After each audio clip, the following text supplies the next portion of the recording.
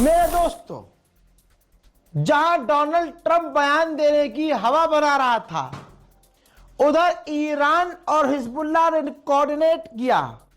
दोनों ने एक साथ तेल अवीव पर, इजराइल पर हमला किया।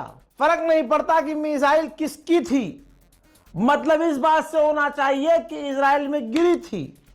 अब दोस्तों, ईरान और हिजबुल्लाह की मिसाइलें जब आसमान में इजराइल के, रोक नहीं पाया इजराइल, और धपड़ धपड़ टेढ़ेऊ टेढ़ेऊ टुडूं टुडूं ढम गिरी है। देखिए,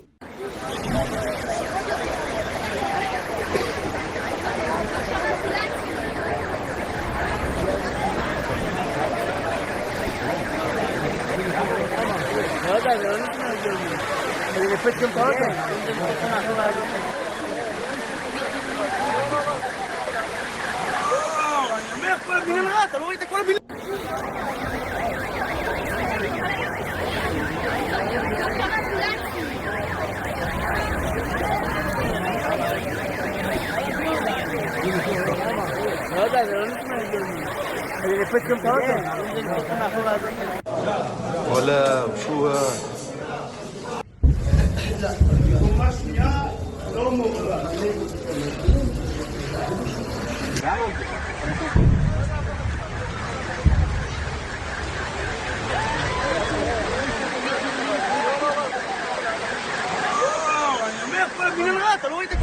यूरोप और नाटो को गालियां बक रहा है ट्रंप, किलस गया है ट्रंप।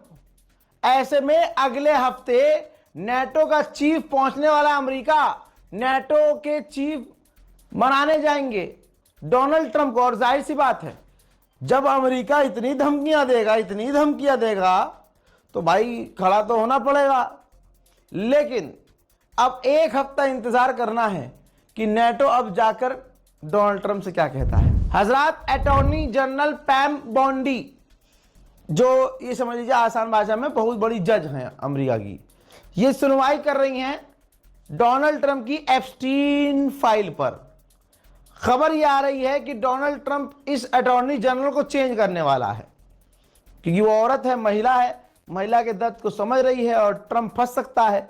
फाइलें बार बार लीक हो रही हैं, तो आप समझ लीजिए कि ये वॉर क्रिमिनल, ये गंदा आदमी, इसकी औकात इतनी है, बिल्कुल हमारे देश की तरह हर चीज से खेल रहा है ये। जज चेंज कर दिया, अपने मन का जज लगा दिया। लेकिन टाइम इसका आ चुका है, ट्रंप पूरी दुनिया में जलील हो चुका है। और इराक में कुर्दिश लड़ाकों के ऊपर, अमेरिकी प्रॉक्सी के ऊपर ईरान के समर्थक लड़ाकों का हमला।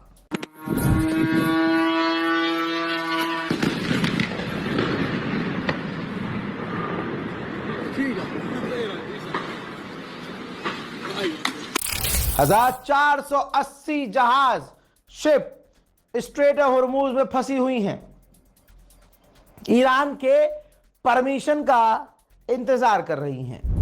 ब्रिटेन की भी लंका लग गई है। अब ब्रिटेन के प्रधानमंत्री सामने आए, उन्होंने अपील की है पूरे मुल्क से और मुल्क वासियों से कि ट्रेन पकड़ के घर जाओ भाई, इलेक्ट्रिक गाड़ियों का इस्तेमाल करो। ईंधन हमारे यहाँ नहीं है, फ्यूल क्राइसिस से हमारा मुल्क जूझ रहा है और स्ट्रेट ऑफ हॉर्मूज बंद पड़ा है। पूर्व उपराष्ट्रपति ऑफ अमेरिका कमला हैरिस ने कहा है कि जो अमेरिका के लोग नहीं चाहते थे, ट्रंप ने वो किया है और जंग में सबको घसीट लिया है। और इस दौरान अमेरिकी लोगों के लिए ट्रंप कुछ नहीं कर रहा है। महंगाई बढ़ रही है, चीजें महंगी हो रही हैं, बेरोजगारी छा रही है। सुनिए। Hey everyone, so I'm not going to be able to watch the president's address tonight, but here's the thing.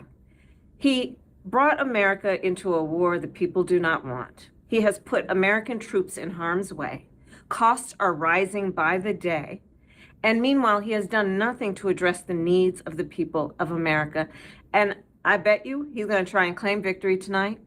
But the reality is we're watching what he does instead of listening to what he says. उधर UAE और Saudi अरब दोनों भाइयों ने Iran की missile और drone intercept करने का दावा किया है। मेरे दोस्तों, जो मैं बात कह रहा हूं ध्यान से सुनते रहिएगा। डोनाल्ड ट्रंप का रात भर इंतजार किया गया क्योंकि ट्रंप बयान देने वाला था। हमको ये लगा कि जंग बंदी का ऐलान करेगा, लेकिन ऐसा उसने नहीं किया। सोचने वाली बात यह है कि ये जंग बंद भी साला कैसे करेगा, जब ईरान हमला ही करता रहेगा, ये जंग बंदी का ऐलान करता रहेगा, तो इससे जंग कैसे रुक जाएगी। जंग बंदी तो ईरान के हाथ में है। बड़े ही सुरीली आवाज में आज इसकी एनर्जी डाउन थी, लिख के लेके आया था, बयान इसको देना ही था, क्योंकि अमेरिका की मार्केट पूरी बयानों पर ही इसके टिकी हुई है। लेकिन ईरान ने जो पीटा है, इसके शक्ल पर पिटाई के दाग नजर आ रहे थे। डोनाल्ड ट्रंप ने सामने आकर कहा कि हमने मिडिल ईस्ट को आजाद कर लिया। कोई हंसेगा नहीं, आपसे लोगों से मैं कहना चाहूंगा, कोई हंसेगा नहीं, सुनिए ध्यान से। इस गुलाबी सूअर ने कहा कि मिडिल ईस्ट को हमने ईरान के खतरे से आजाद कर दिया है, हम वहां मिडिल ईस्ट में लोगों की मदद कर रहे हैं, हमने ईरान की नेवी और ईरान की एयरफोर्स को तबाह कर दिया है। मेन बात कह दी इसने, एक्सेप्ट कर दी कि अगर हम हमला ना करते तो इजराइल ना बचता, इजराइल पूरी तरह से मिट जाता। तो यहां पर यह क्लियर हो गया, ईरान का इतना दम है कि अगर बीच में अमेरिका ना आए तो 3.5 दिन में इजराइल खत्म है। इसने आगे ये भी कहा कि मुझे बताते हुए खुशी हो रही है कि हमारे गोल और ऑब्जेक्टिव पूरे होने वाले हैं। दोस्तों, डोनाल्ड ट्रंप ने अपने साथियों को, अलाइज को कहा है, किसको? अमेरिका ने कहा है, इजराइल को, सऊदी को, बहरीन को, कतर को, यूएई को, कि ये हमारा वादा है कि हम उनको चोट पहुंचने नहीं देंगे। हालांकि आप देख रहे हैं चोट क्या पहुंची है, चटनी बनी हुई है इनकी। Getting very close. I want to thank our allies in the Middle East, Israel, Saudi Arabia, Qatar, the UAE, Kuwait, and Bahrain. They've been great, and we will not let them get hurt or fail in any way, shape, or form. Many Americans have been concerned. Trump ने कहा कि Iran आतंकवादी हमले कर रहा है, उन देशों पर हमला कर रहा है जिसका इस जंग में लेना देना नहीं है, वो टैंकर पर हमला कर रहा है। आगे ये गुलाबी सूअर ने जो बात कही, आपकी हंसी निकल जाएगी। कहता है कि जब ये जंग खत्म हो जाएगी ना, तो अपने आप स्ट्रेट ऑफ हॉर्मुज खुल जाएगा।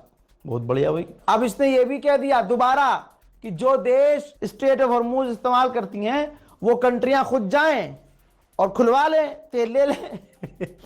और हमने ईरान को कमजोर कर दिया है, वो इतना शक्तिशाली नहीं है, अब थोड़ी सी हिम्मत आप दिखाओ और जाओ तेल लेके आओ। अब मेन बात सुनिए, डोनाल्ड ट्रंप ने आगे ये कहा कि अभी हम 2-3 हफ्ता ईरान पर और हमला करेंगे। ये है सारा मेन मुद्दा, मेन बात ये आ गई। भाई जंग बंदी नहीं हुई है, न जंग बंदी का इरादा है, क्योंकि जंग बंदी ये कर ही नहीं सकता। ईरान का प्लान है लंबा लड़ेंगे, तो अब इन्हें ईरान के हिसाब से चलना पड़ेगा। इन्होंने कह दिया, ट्रंप ने कहा कि 2-3 हफ्ते हम ईरान पर हमला करेंगे और ईरान को स्टोन एज में भेज देंगे। और अभी 24 घंटे पहले इन सुअर ने कहा था कि हमने ईरान को स्टोन एज में भेज दिया है। अब बड़ा कंफ्यूज आदमी है, वे आदमी है जानवर है भाई। एक बार फिर से धमकी दी, डील करने के लिए पागल कौन है आप खुद फैसला कीजिए। डील पर तो बात ही नहीं कर रहा है ना ईरान, लेकिन डील के लिए तब ट्रंप रहा है। ट्रंप ने कहा कि अगर बहुत जल्दी डील ईरान से कोई नहीं होती है, कोई डील अगर नहीं होगी, तो हम ईरान जितने भी इलेक्ट्रिसिटी पावर प्लांट है, पावर ग्रिड है, उड़ा देंगे। हजरात, ये सेम वही धमकी है जब इसी गुलाबी सूअर ने सेम धमकी दी थी 48 घंटे में ईरान की पावर ग्रिड उड़ा देंगे। 48 घंटे से पहले उसने टाइम बढ़ा दिया कि 5 दिन बाद करेंगे, फिर कहता 10 दिन बाद करेंगे। तो ऐसे ही आड़े टेढ़े बयानों की वजह से आज अमेरिका की कंपनियां, अमेरिका के लोग खुद डोनाल्ड ट्रंप पर भरोसा नहीं करते। मैं दोस्तों जबरदस्ती अपनी तारीफों के पुल बांधता हुआ एक तरफा इसने बोला कि हमारे पास सारे कार्ड, सारे ऑप्शन मौजूद हैं, हम उनके ईरान के तेल को तबाह कर सकते हैं, हमला कर सकते हैं और वो हमारे साथ कुछ नहीं कर सकते। मेरे दोस्तों ये सारा पैतरा उल्टा पड़ गया। ये देखिए, डोनाल्ड ट्रंप के बयान के बाद तेल के दाम सुसरे और ऊपर पहुंच गए, क्योंकि ट्रंप ने अपने पैर पर यह कहकर कुल्हाड़ी मार ली कि हम उनके यानी ईरान के ऑयल पर हमला करेंगे। उधर अमेरिका के दूसरे सेनेटर डोनाल्ड ट्रंप का जो करीबी है, उसने कहा है कि हम ईरान पर अब ऐसे हमला करेंगे, उन चीजों पर हमला करेंगे कि ईरान अब देश नहीं रह पाएगा और एक देश की तरह काम नहीं कर पाएगा। तो दोस्तों, ईरान के समर्थकों के लिए यही कहूंगा कि दुआ कीजिए, क्योंकि ईरान को अब बौखलाहट में आकर ट्रंप ने और बड़ी धमकियां दी हैं। ईरान अब क्या करता है ये इंपॉर्टेंट होगा, इस रिपोर्ट को शेयर कीजिए, दुआओं में याद रखिए। जय हिंद।